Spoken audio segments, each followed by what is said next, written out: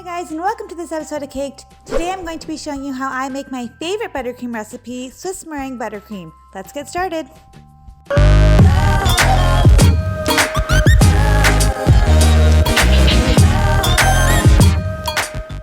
Hi guys, and welcome to this episode of Caked. My name is Asma, and today we are going to be making my go-to buttercream recipe, which is Swiss meringue buttercream, or SMBC.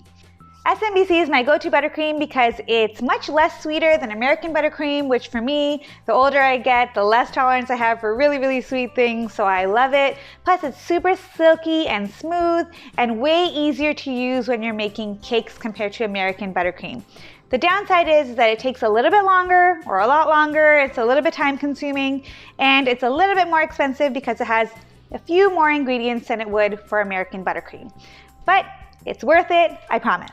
Very important, before you start, you want to clean your whisk and your mixing bowl with vinegar or lemon juice to get rid of all the fat residue that was on it. So if you had just made anything with butter or oil, you want to get all of that fat residue off of your stuff because any fats that go into your meringue will prevent it from setting up at all. So you want to make sure all of it's clean before getting started.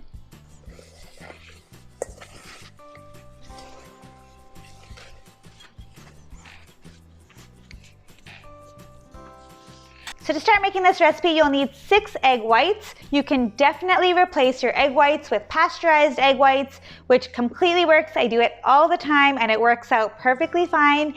Today I'm going to be using real egg whites because I made creme brulee yesterday and it only required the yolk, so I have egg whites on hand.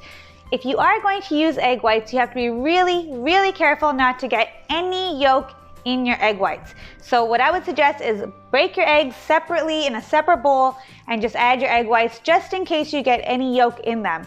If you get yolk in them, take it, make yourself some scrambled eggs, and do not put it into this mixture. It follows the exact same policy of not putting fats into your meringue. If any yolk gets in there, it'll prevent your meringue from setting up, and then there goes your whole SMBC, and it's just a big waste. So don't do that. Make sure that there's no yolks in your egg whites. So we're going to start with 6 egg whites. Put that in. And then we'll need 1.5 cups of granulated sugar.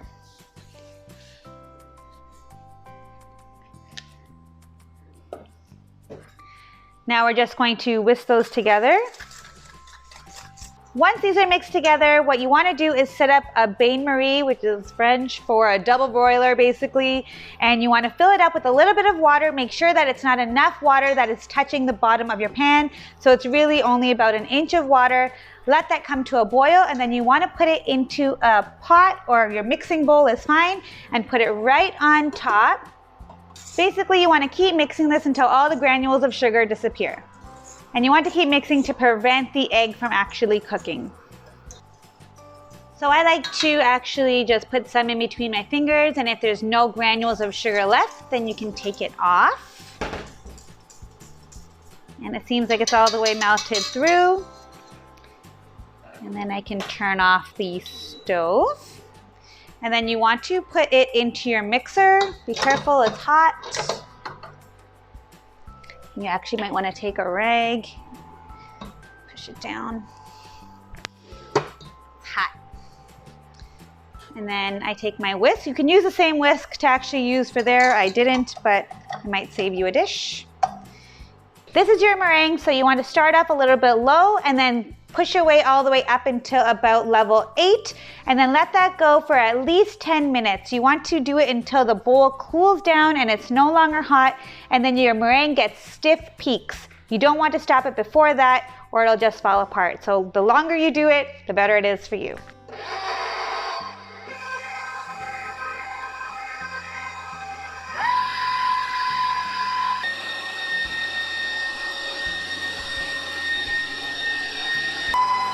Okay, now it's been on for over 10 minutes and it has really stiff peaks and the bowl has been cooled. Now we're going to be adding our softened butter. This is not melted butter, it's just really soft that's been left out at room temperature, and you can see that my finger can go right through it. So we want to add these very slowly, one at a time, until it's incorporated so that it slowly starts to get incorporated. This might break at some point in the middle. Don't worry about it, just keep on mixing and it will slowly start to come together.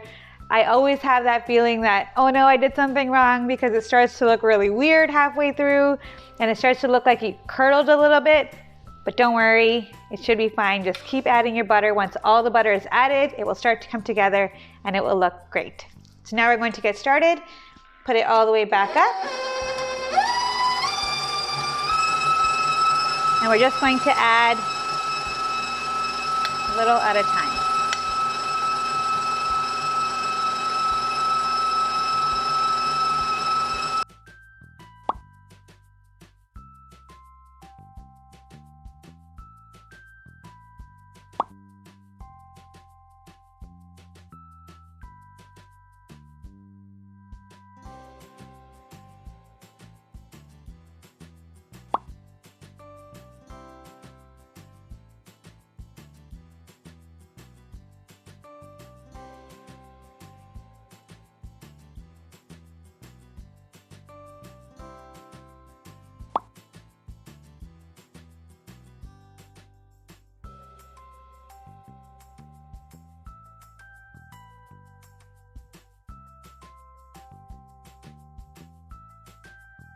Okay, now that all the butter is incorporated, we're going to add 1 teaspoon of vanilla and a pinch of salt. And then you want to make sure to scrape down the sides.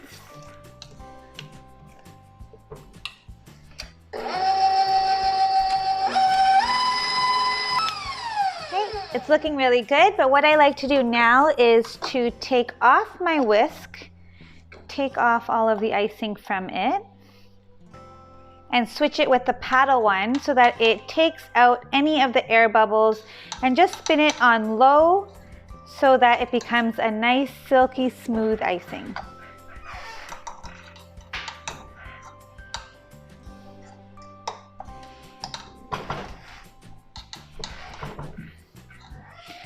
You might want to just do it with your hands so that you get all of it in there. Just make sure your hands are clean.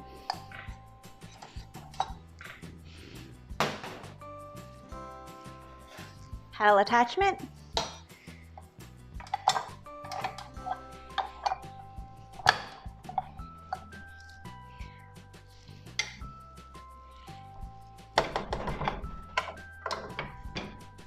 And then you just put it on low for a few minutes.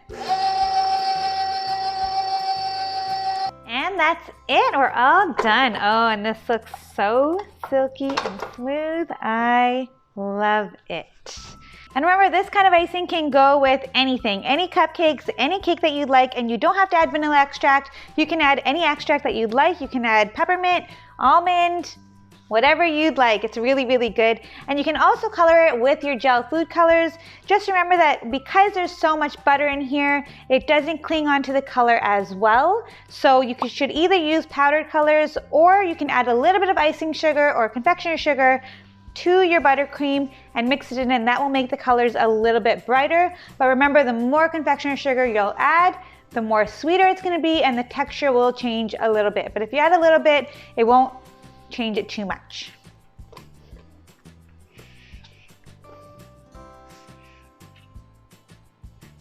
And this comes out so smooth and creamy when you ice a cake or a cupcake. I'm just going to ice this as a small one here, and comes out so smooth. I love it.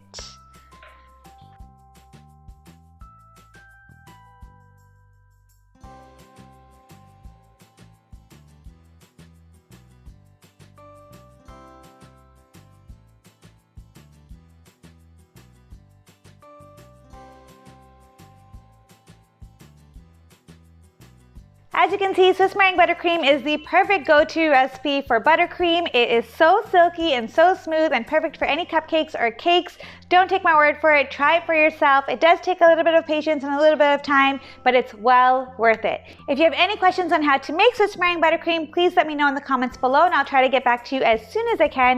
And I'll be sure to leave the recipe in the description box below.